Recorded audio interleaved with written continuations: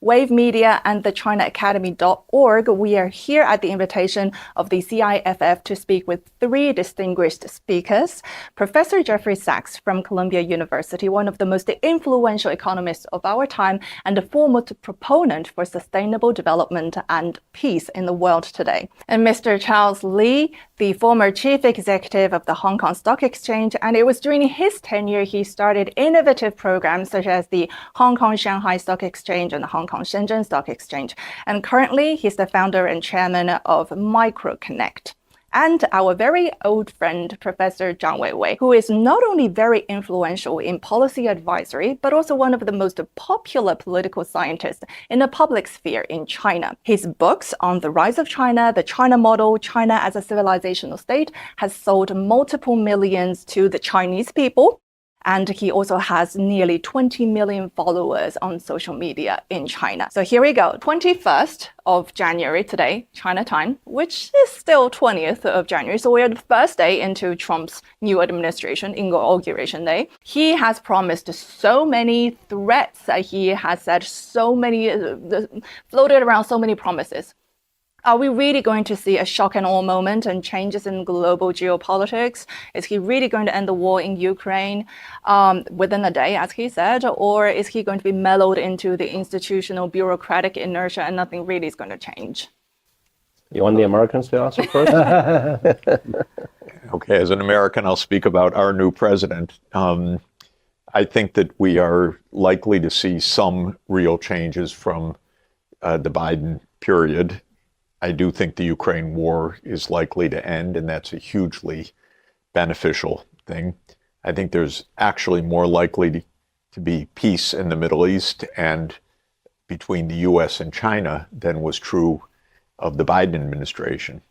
Trump believes in going it alone, but he's not especially warlike. He doesn't like international rules. He doesn't like the UN. He has pulled out the first day, the U.S. from the Paris Climate Agreement and from the World Health Organization. This is part of the Trump idea that any global rules are a constraint on American freedom and sovereignty.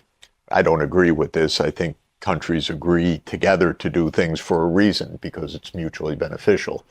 But in the Trump ideology, agreements with other countries is just a constraint on your own action. So he believes in unilateralism, but he doesn't especially believe in war.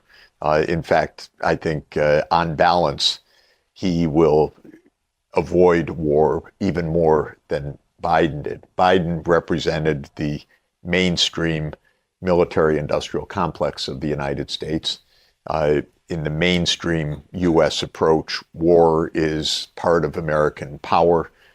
For Trump, I think tariffs, threats, embargoes, isolation, other things are more the arsenal that he likes.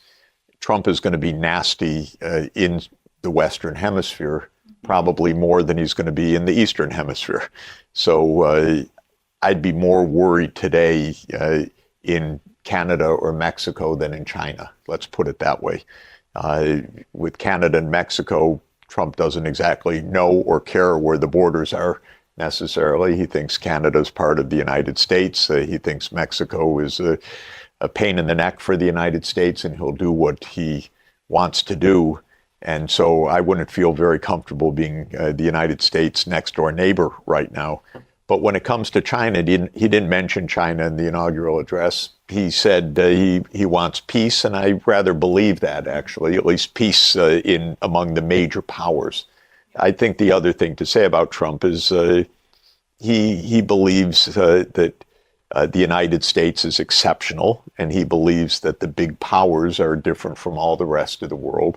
He rather likes big, powerful countries and powerful leaders.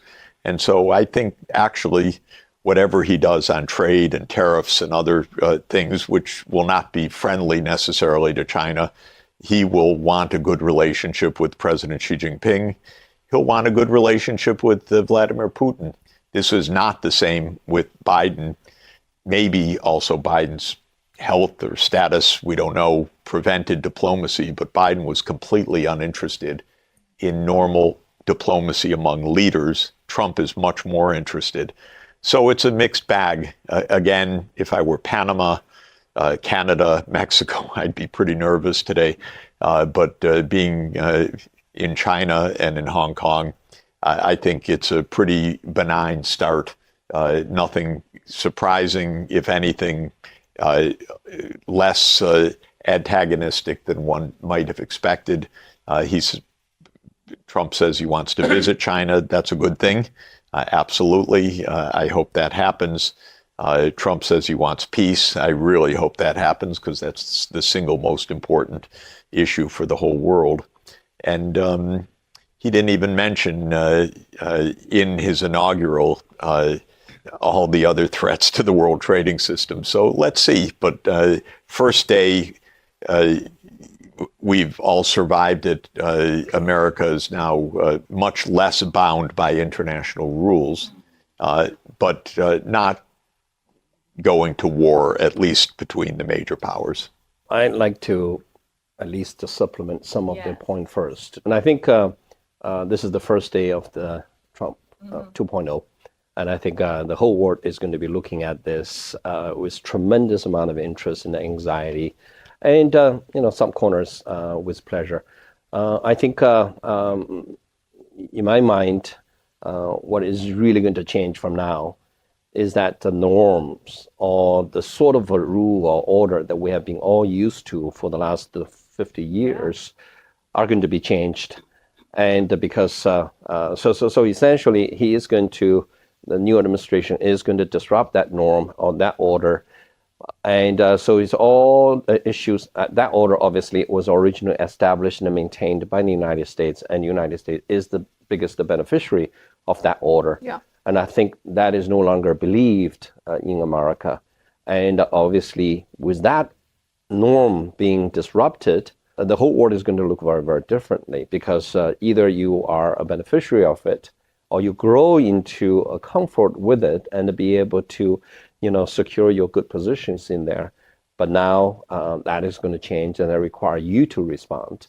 So I think, the world is just going to have a complete upside down in many, many ways.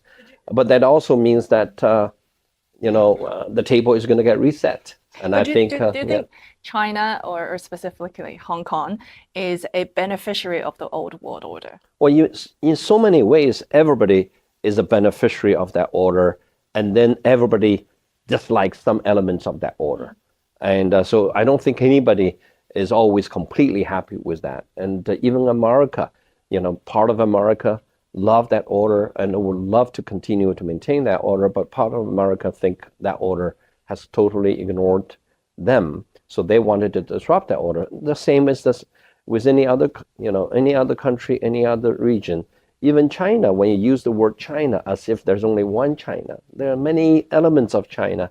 Some of the part were beneficiary of that order, and some of the part could be the beneficiary of the disruption of that order.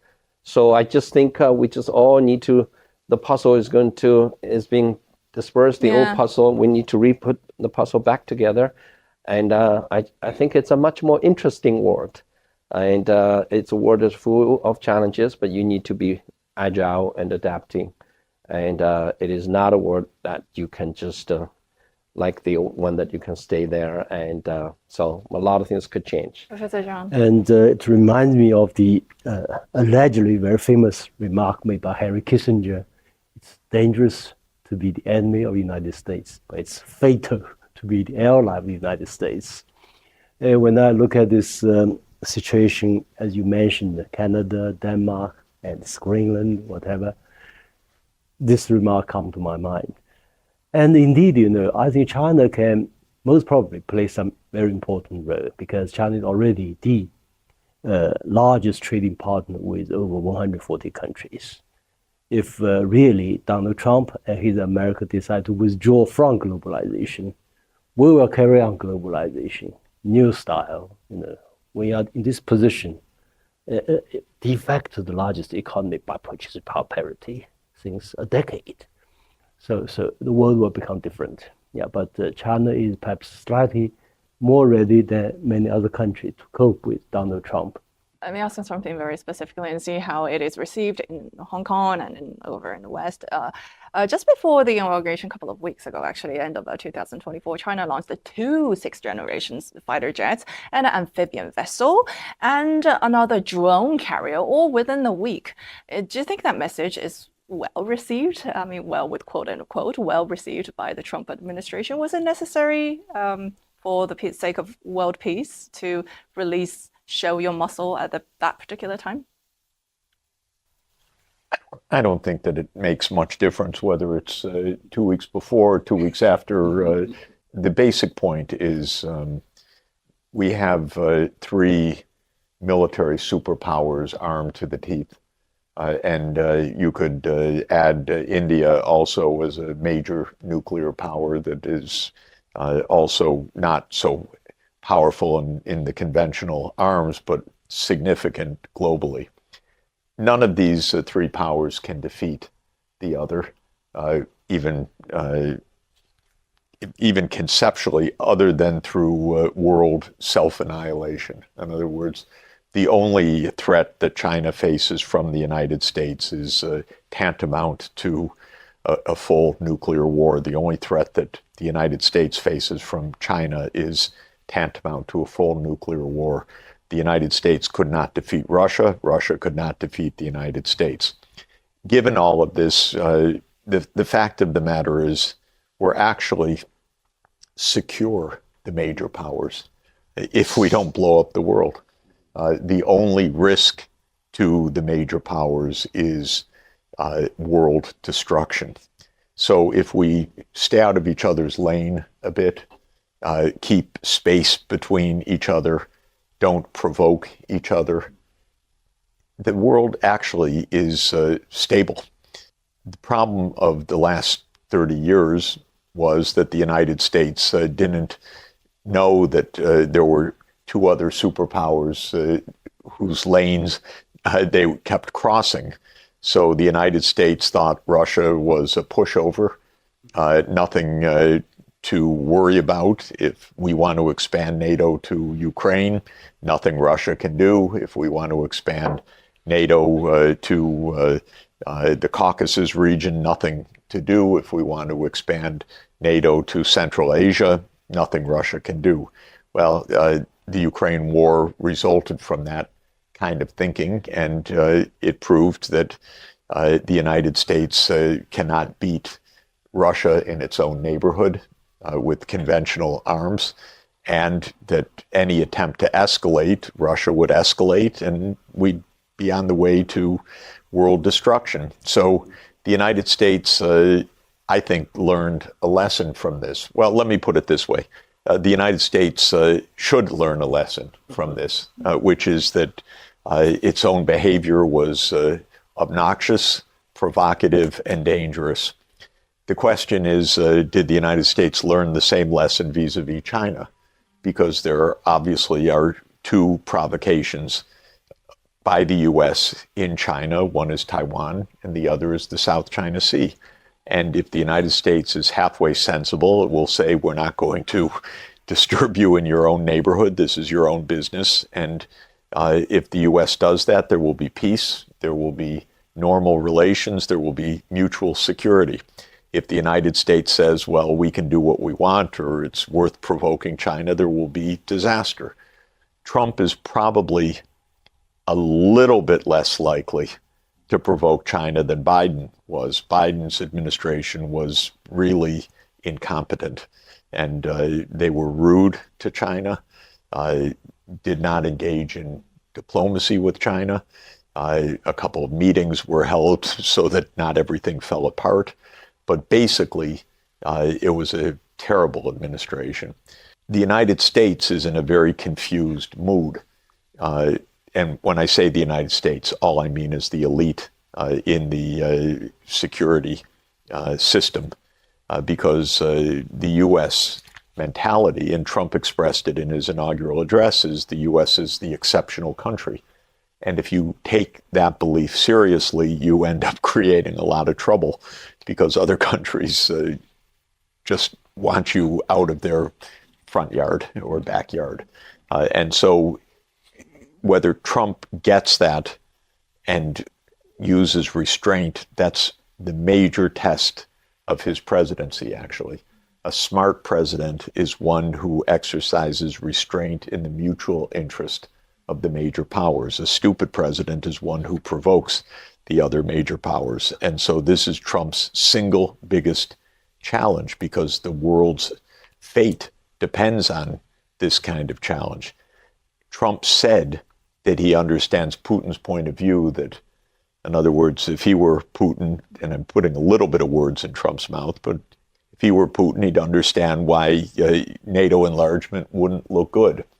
If he does the same thing, putting himself in China's perspective, and sees the United States arming Taiwan over China's big objections or militarizing further the South China Sea and building up missile systems, building up AUKUS, building up military relations, urging Japan to remilitarize and so forth, he would understand that the U.S. is provoking a lot of the reaction that it is pointing to, and rather both sides should calm down.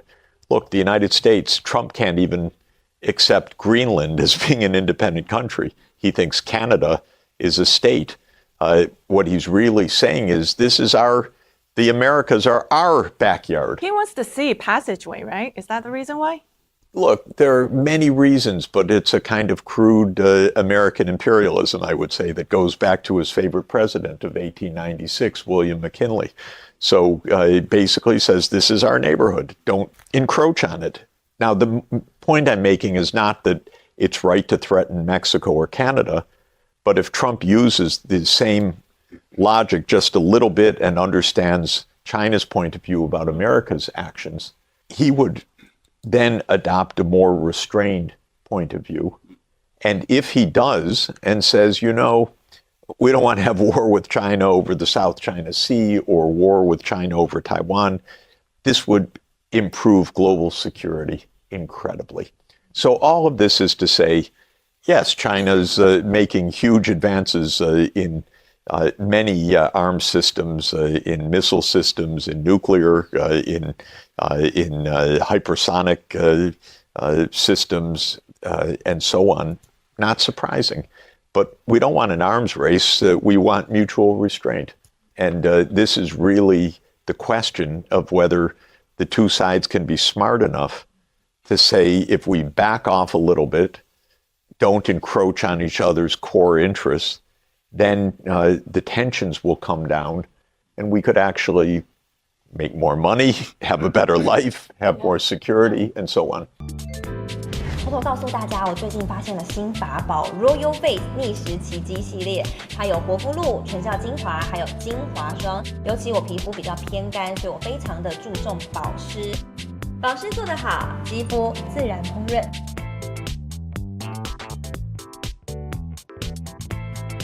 提亮肤色更年轻，抚平皱纹超有感，而且气色变好。用心保养，每天都更美一点。